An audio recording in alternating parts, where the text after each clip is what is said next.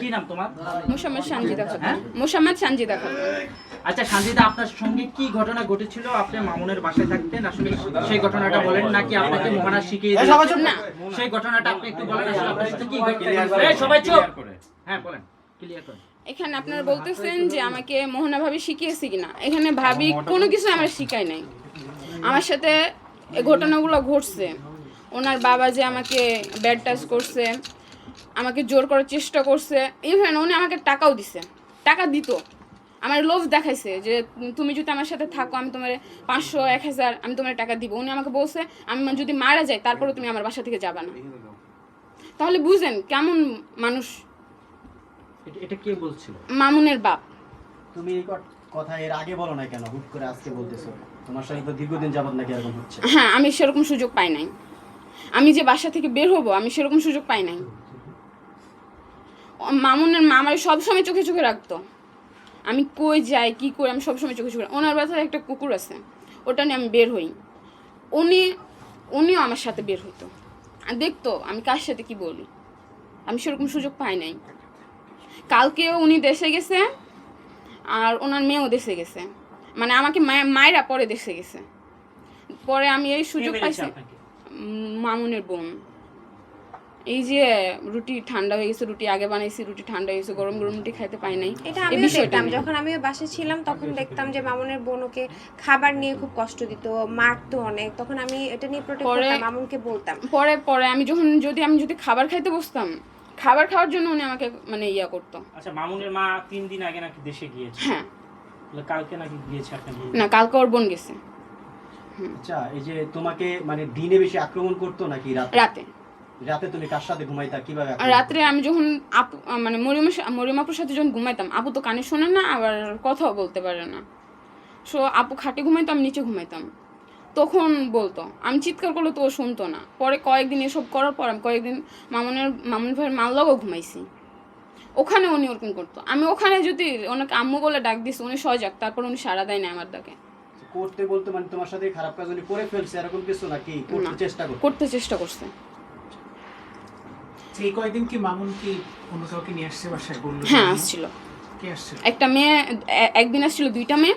ওনারা প্রায় 2-3 ঘন্টা ছিল, গেছে, পরে চলে গেছে। পরে আরেকদিন একটা মেয়ে আসছে, ওনার একটা বেবি আছে, মেয়েটার একটা বেবি আছে।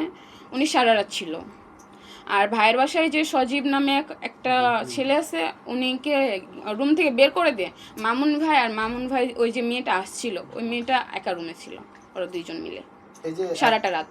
2-3 জন করে মেয়ে নিয়ে আসতো রুমে, কি করতো আমি তো বলতে পারবো না, রুমের ভিতর কি করে আমি তো আর বলতে পারবো না। তখন কিন্তু ফ্যামিলি মেম্বাররা কিন্তু থাকে, যখন নিয়ে আসে তখন তার পরিবারের। মামুন ভাই সব ধরনেরই নেশা করে, বাবা খায়, গাঁজা খায় এবং মাদকও সেবন করে। মাদক? ও তো ছোট মানুষ, ও তো আসলে ভাইয়া অত কিছু বুঝে না। হ্যাঁ, যেটা দেখেছে এটাই দেখেছে। সানজিদা, মোহনা ওই বাসা থেকে বের হয়ে আসার পরে মামুন কি সেই বাসায় কোনো এক্সট্রা মেয়ে ঢুকিয়েছিল? একটু বলেন। হ্যাঁ, লিখন ভাই, গেছে। গেটটা একটু খুলে দেন তো, একজন আসছে, একটু ঢোকান তো। কি মানে মেয়ে আচ্ছা, আপনি কখনো মামুনকে বলছেন যে এরকম করতেছে? বা না, আমি ওনার মাকে বলছি। মোহনাকে বলছেন? না, আমি ওনার মাকে বলছি। মানে মামুনের মাকে বলছি। হ্যাঁ। মা কি বলতো? উনি কিছুই বলতো না। একজনের বিরুদ্ধে অভিযোগ করলে তো সেটা সত্য প্রমাণ। আচ্ছা, আপনি বললেন ছোট যে মানুষ এখন কিভাবে প্রমাণ করবে ভাইয়া? আপনি আমাকে বলে দেন যে ভাবে প্রমাণ করতে আচ্ছা, হবে। একটু আপনি বললেন যে মামুনের বাবা আপনার গায়ে হাত ব্যাড টাচ।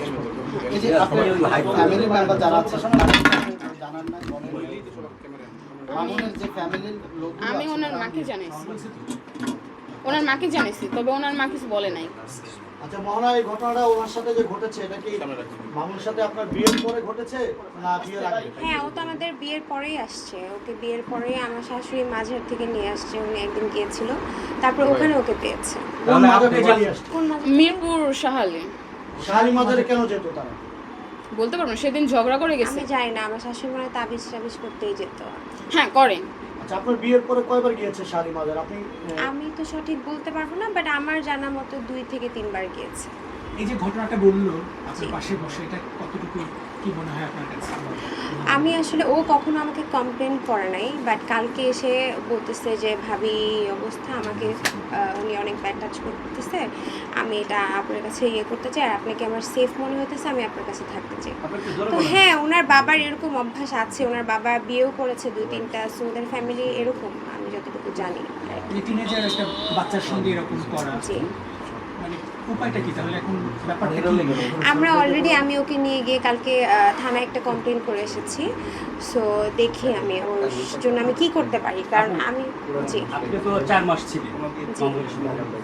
আপনাকে অভিযোগ দিল না, মামুনের মাকে জানালো, এখন এসে বলতেছে যে মামুনের বাবা বেড টাচ করেছে, তাহলে আপনাকে ওই সময় কেন জানালো না? এটা আমি তো ভয় ভাইয়া পাইছিলাম। আমি বলতে পারবো না, ও বল আমি এটা ভয় জিজ্ঞেস পাইছিলাম করেছি এবং ওকে, আমি ও সংকোচ বলছে বোধ আমি করছিলাম। ভয় পেয়েছি, সংকোচ বোধ করেছি, ছোট মানুষ বলতে চাইনি, আমি আমাকে কেমনে uncomfort বলবো, আমি feel এটা করেছে ভয় পাইছিলাম। বলতে। আর আর তারপরে যেহেতু যে বললাম যে আমার মামুন মেরে ফেলার আসছে- হুমকি দিছে, এই জন্য আমি আরো ভয় পাইছি।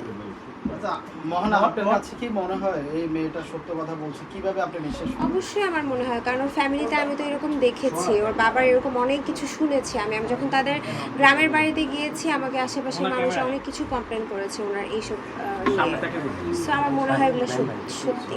আচ্ছা মোহনা, আপনি